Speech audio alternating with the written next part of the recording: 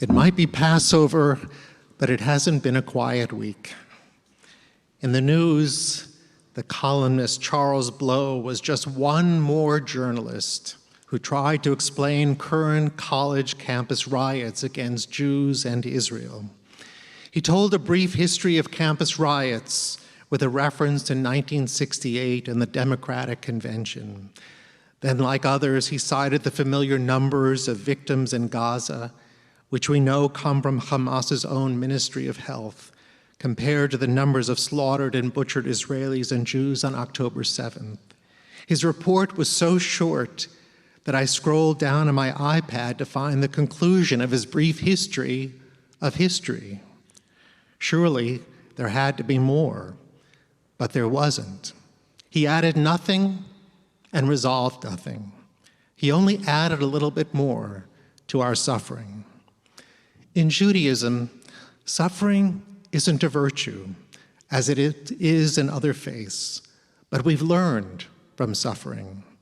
And usually the lessons come after we've emerged from war and conflict to look for any shred of remaining humanity. It's like the day after October 7th, when I knocked on the door at the home of my Palestinian neighbor. We greeted each other with a hug before we sat down to talk. Immediately, we acknowledged each other's trauma. Then the conversation led to our agreement that despite our different perspectives on the Middle East, we had to begin by finding humanity in each other. There was no right and wrong, no black and white, no oppressed and oppressors, no colonizer and colonized, no them and no us. When the conversation was over, we hugged again and promised to reach out as needed. The exchange proved again that only in our search for our shared humanity can we begin to find solutions to our problems. I know it's true because the opposite is also true. When we deny our shared humanity, we begin to fight against monsters that aren't really true and aren't really there. The point was made clear to me in a show by a young, highly acclaimed Jewish comedian named Alex Edelman. Anybody hear of him? I'm so glad. I just heard about him a few weeks ago and went directly to pay for the service on live stream so that I could watch him. He stars on a Broadway show, a one-man show called Just for Us. And in a recent interview about the show, he made an insightful comment about anti-Semites. He explained that having found his way into a meeting of white supremacists in Queens, which is a whole long story and the whole premise of his show, he identified a common denominator between all the people who gathered there. He said that these anti-Semitic white nationalists were very unfortunate people. He said, not the brightest, not the wealthiest, not the most attractive, which he did note in his show, but they all had complaints. And like any of us, they had grievances about their misfortunes, complications, and their shared distress. But unlike us, he said, it all came together into one unified whole, like it always had in the past. It didn't matter if their lack of education or wealth or opportunity came from a dozen other sources, because they found one focus on which to blame everything they suffered: the Jews.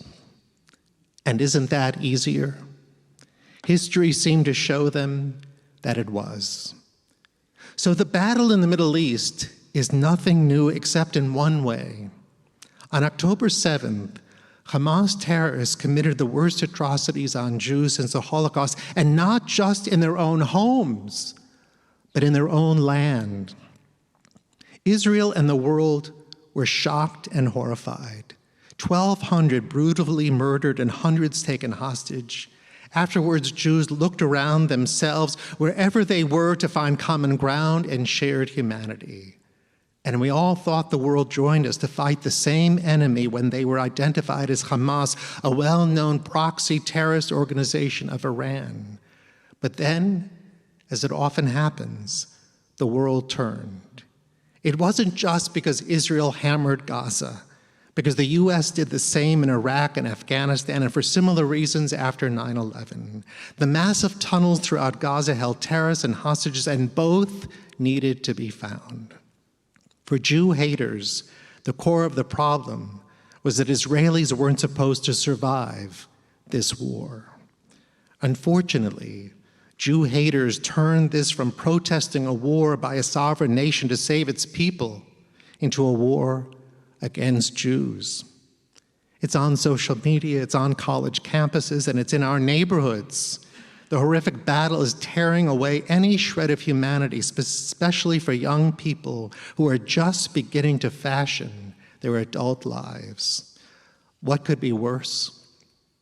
Some young Jewish adults are sitting in campus quads today, joining in protests against Israel's war against Hamas, while Palestinian college students are screaming to send them back to Poland and Germany and to kill them. Why aren't these young Jews hearing this? Being young and passionate are not uncommon combinations, but Jewish and pro-Palestinian without also being pro-Israel makes no sense to me at all. These young Jewish college students should be learning in their expensive college courses paid for by their parents and grandparents about geopolitics, economics, and the Abraham Accords, which brought peace to once warring nations. Are they aware that Israelis flew to Dubai for the first time ever just years ago?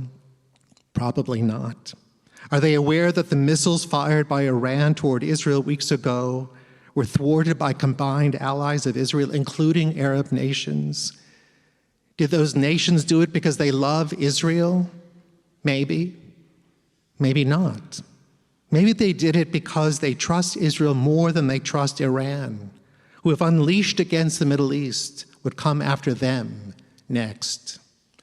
Arab countries all around the region have made peace with themselves and their history, and then with Israel as a fact on the ground for the sake of their future. It doesn't hurt that they're working together to save themselves against a real common enemy in Iran's fanatical government, a regime that even their own people would prefer would be deposed. It's like the old saying, keep your friends close and your enemies closer. What happened weeks ago to save Israel revealed more than Iran's position. It also revealed the allies on whom Israel can rely. I'm a reasonable Jewish leader. Like many of you, I'm pro-Israel for sure, but I can also be pro-Palestinian for their sake. Why not? I plead and pray that Palestinians, especially young Palestinian adults, will make peace with themselves and their history, and then with their neighbors in Israel for the sake of their future. But I don't scream for Palestinians to die as I scream for Jews to die.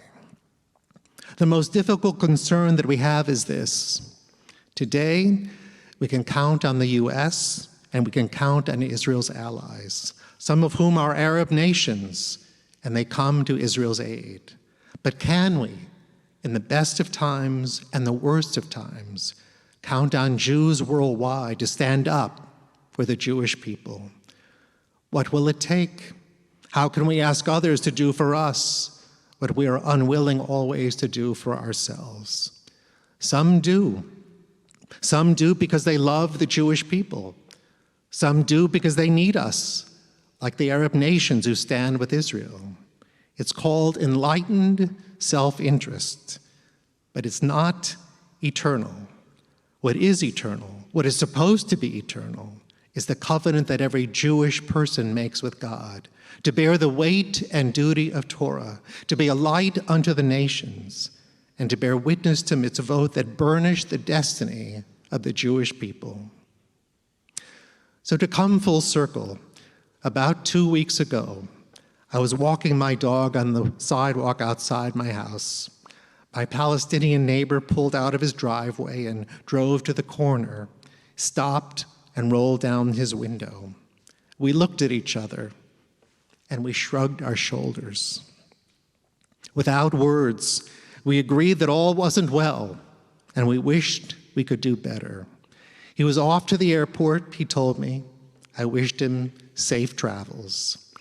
Our nonverbal gestures are much more powerful than the horrific and violent words and shouts that protesters are screaming against each other.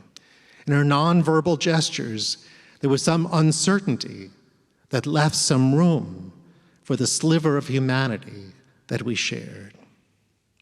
And at the end of Alex Edelman's show, he let his audience know that after spending an evening with white nationalist Jew haters, he learned that despite his naive but passionate effort, and without finding a shred of humanity within the group, there was no hope for change.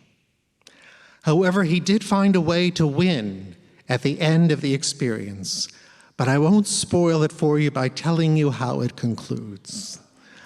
I have great faith in Israel's ability to win too, whatever that might mean. But it won't be victory with a big capital V. It will be, as I've learned from others, a series of small victories that reassemble Jewish homes, Jewish communities, and hopes in Israel and here at home. You know, as Americans who like our room temperature to be 72 degrees, which I know this room is not, we like our lawns manicured and our coffee and lattes just so. But we have to give Israel time.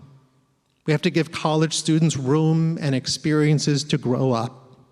And for those who can only hate, as we used to say about the Tsar in Russia, let them live and be well, but far away from us.